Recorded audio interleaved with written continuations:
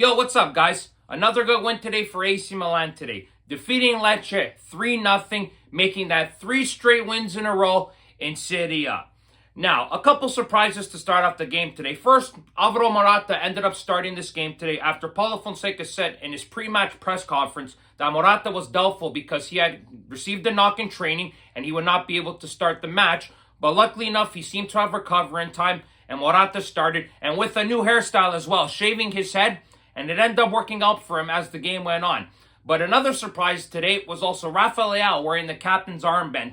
And Paulo Fonseca reiterated today as well that he wants to have multiple captains, not only just Teo wearing the armband today, but Leao, obviously Calabria, of course, maybe even Morata, etc., right? So this was a very big surprise for me to see him wearing the armband, especially with Teo on the field. But that's nice to know that he's going to rely on multiple players to be leaders on this squad and have them wearing the armband with that responsibility, which is nice to see, of course.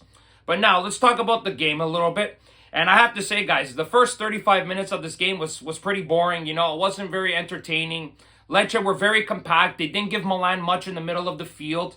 They also counterattacked a few times with some half chances. Of course, nothing really threatening to Milan, of course. But Milan finally woke up in the 35th minute when Leao was one-on-one with Koulibaly and he fouled him. Then Teo Hernandez is the one who gets behind the ball.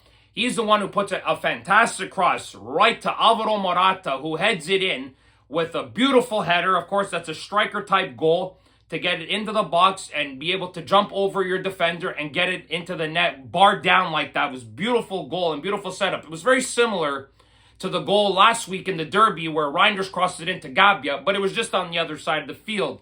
So a great set-piece goal. Milan have really been strong on the set pieces to start off the season this year. Very positive signs, especially after the 35 minutes weren't very inspiring by the club. Milan get a goal, and now you can start to see the confidence gaining into the team because not even 2 to 3 minutes later, Leao gets the ball and puts in an incredible through ball to Teo Hernandez. And Teo is in all alone, and 9 times out of 10, Teo shoots that ball. He sees the keeper slightly off his line. Teo takes a fantastic strike, and he scores. And with that goal there, Teo Hernandez ties the great Paolo Maldini for 29 goals as an AC Milan defender. You have to say, man, Teo Hernandez has been one of the best players Milan has signed over the years, and you can thank the man he tied the record for, Paolo Maldini. Teo, guys, once again, has another great game today, scoring and assisting, of course, showing what a great player he is and what a good leader he is for this club. But Milan kept on smelling blood because not even 2 to 3 minutes later, again, Milan are pressing high. Leao is able to press the Lecce player. He tries to make a pass back to his teammate. Morata presses him. He steals it off of him. Morata's in alone, makes a great through ball to Tammy Abraham, and I'm very disappointed Tammy Abraham did not finish it. He deserved to score a goal, and he should have buried it, but unfortunately, he hits the post. The ball comes right back out to Emerson Royal, who makes another great pass right to Tammy Abraham. Abraham beautifully turns on the volley, strikes it. Falcone makes the save, goes right back in front to Bashirotto, who unfortunately hits off his leg right to Pulisic, and Pulisic buries it. Man, oh man, Pulisic again with another goal, guys. That is 4 goals for him in Serie A. He is on fire right now, and incredible form to start the season again. And Milan are 3-0 up within 7 minutes into near the first half being over. And you can just see that Milan were going to cruise on to another victory after winning the derby 2-1. And then in the second half, guys, Milan controlled the play, dictated. They had a chance in the 71st minute. Ruben Loftus-Cheek tried to chip it in. It hit the crossbar, unfortunately. So that was an opportunity there to make it 4-0, but nothing happened there. Then after a minute later, Lecce had an opportunity. They hit the post, but luckily enough, that was only Lecce's real threatening opportunity in the second half. But then a little bit of controversy in the 79th minute. Davide Bartesaghi had been subbed in for Teo Hernandez, of course, because Milan's got this game on Tuesday, so they needed to rest players, of course. So Bartesaghi goes in for a tackle. Now, if you guys ask me, this is not a red card, okay? Bartesaghi goes in for the tackle, gets the ball first, as you can see in the picture here, okay? He slides tackles, gets the ball first, then goes through the man. And the ref decides to give him a straight red card. For me, guys, that's inexcusable by the referee. He's right there, too. For me, this is no more than a yellow card, of course.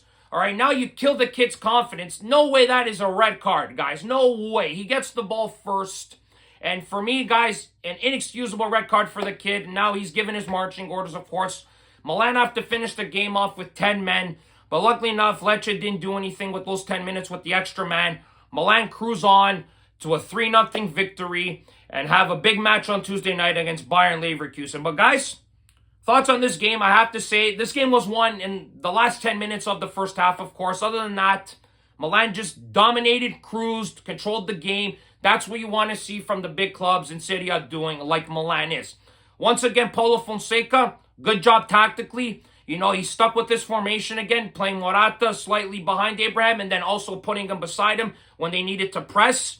So it was like a 4-4-2, but at the beginning it was like a 4-2-3-1, but shift to a 4-4-2. So I like the versatility of the team. I love Abraham and Morata. Their tracking back and hustling has been spectacular for this team. It's a breath of fresh air, obviously, because we've had Giroud the last few years. He's a bit older than them, so he hasn't been able to hustle like these two have recently, and it's really nice to see. Another guy who had a good game was Emerson Royal. I thought he was very solid. He did positive things in attack, nothing bad defensively, of course. And on top of that, everybody else defensively, Gabbia, Tomori, Teo, solid defensive line all around, you know, trapping Lecce for offsides. I thought Milan did a really good job of that. They look a lot more tidy back there and a lot more cohesive. I thought Fofana and Reinders were great, especially Fofana. He looked calm on the ball. And then we all know about Reinders. Reinders is just so smooth on the ball. He makes the right passes at the right time. Such a great complete midfielder that Milan has. The fact that we were able to buy this guy for less than 20 million euros is just astonishing to me. Pulisic, Leao, we know how they played great again as always, guys. But now the big test comes up on Tuesday, guys, of course. Can Milan get a massive result in Germany against Bayern Leverkusen? We will have to wait and see. But if Milan continue to play this way, guys, I think good results will continue to happen. Now the question is, will Paulo Fonseca be rotating the squad? Who is he going to put in? Does he take a Tomori for Pavlovic? Okay, like who does he play? Does he play Calabria for Royal? I don't think so. I think Royal deserves another start. Okay, I think Gabbia and Tomori deserve another start. But these guys here are going to get tired. So if Fonseca does decide to stick with the same 11 again for the game on Tuesday, he must make changes against Fiorentina, I think, is our next matchup. He has to make changes for that game in the starting 11. But if he does go one more game with this exact 11, I'm completely fine with it. I hope to God we get a result, because if we get a result in Germany, guys, we are going to be very enthusiastic moving forward about this season, especially after what we had been dealing with the first 3 to 4 weeks of the season, where we were completely upset about how things were going in the direction they were in. And now things seem to be completely turning upside down again in the right direction. And I like to see that going forward for the club. Guys, I have to say, good win for Milan again, of course. Let's see what they do on Tuesday night. And let's hope that other teams this weekend drop points like the Juves, the Inters, the Napolis. Milan got 11 points now, joint top of the table right now with Torino, but they haven't played yet, of course. But let's see how things go on this weekend, guys. But very positive signs for this club moving forward.